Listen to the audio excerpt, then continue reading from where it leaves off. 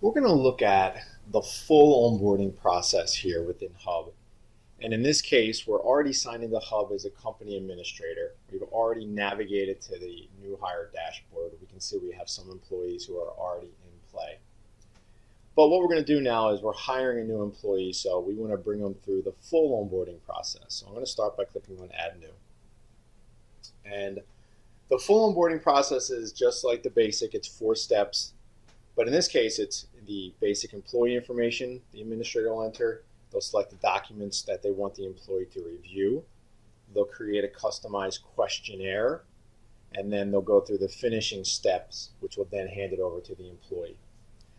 Now, one of the first things we might see here are the states that you conduct business in.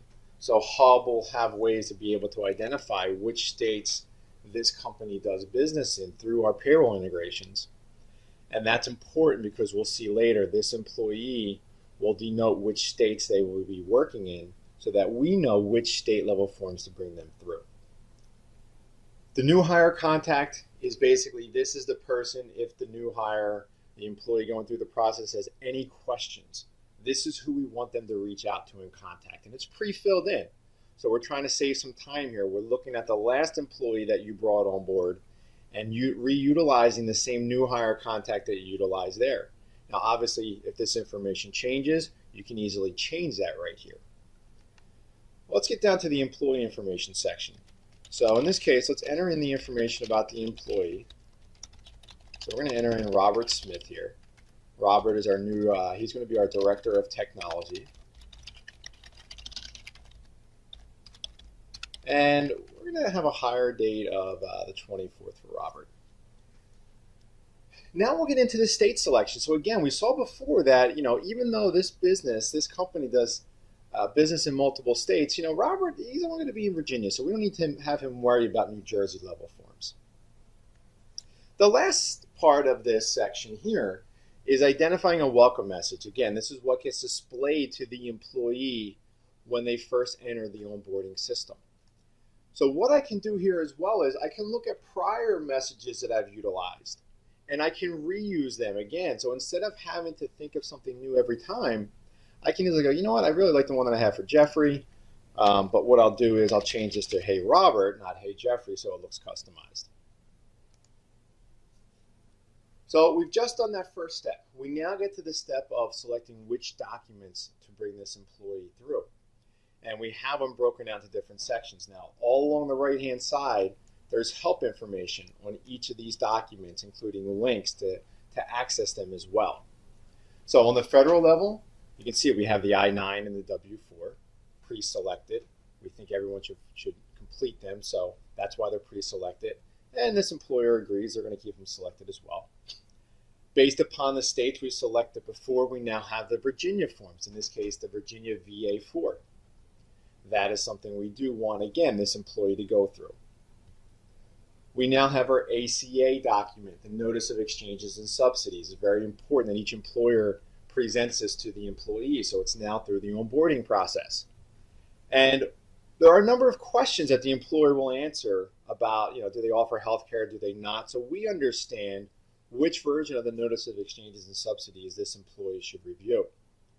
In this case, this employer does not. You can see some of these questions, again, are pre-filled based upon what you've answered for the prior employee that you have set up.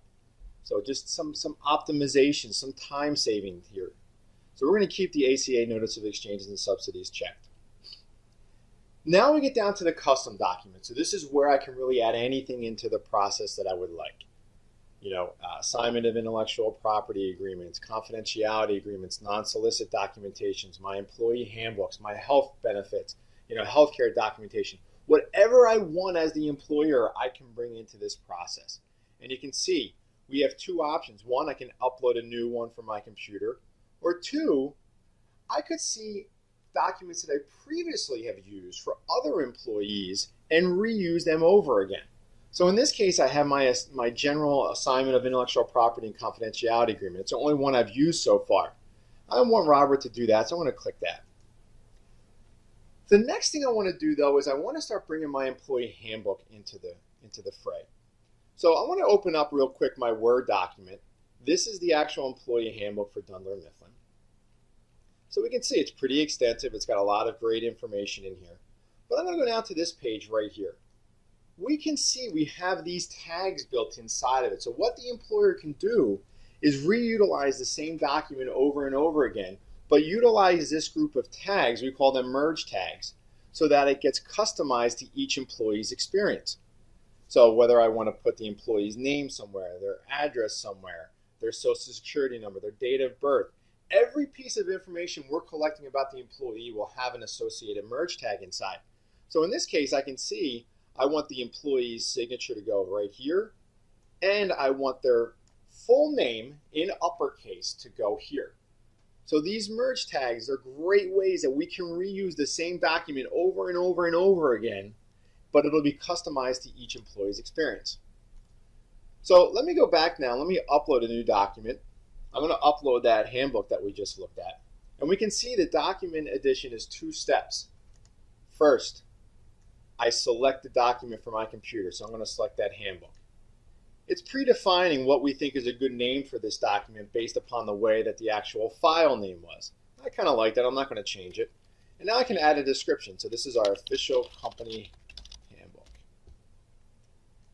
Now as I upload it, what the onboarding system does is it inspects that document.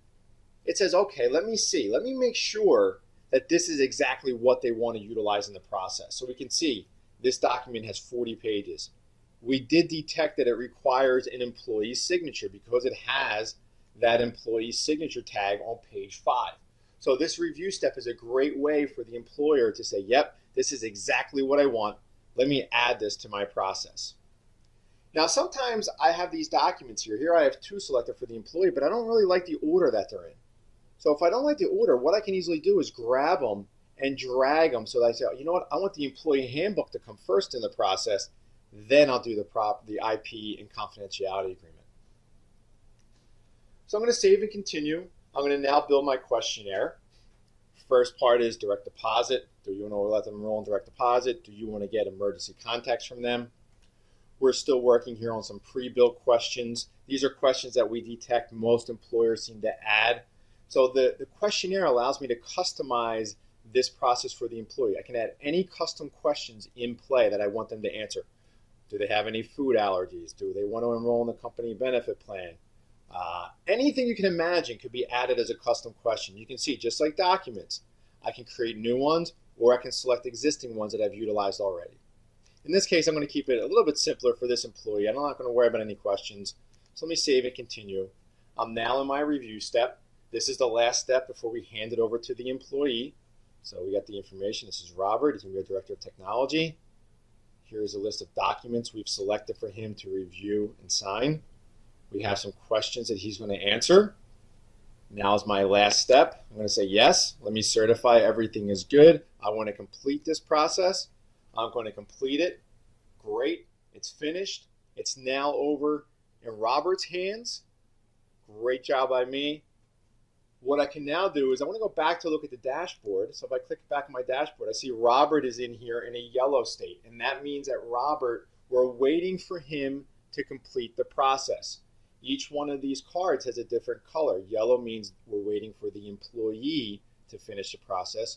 Red means you haven't completed the setup yet. So it's not even in the employee's hands. We got an incomplete setup. Green means we're waiting for your review. So the employee did his work. It's now waiting for you to review. Let me click in on Robert just so you can see.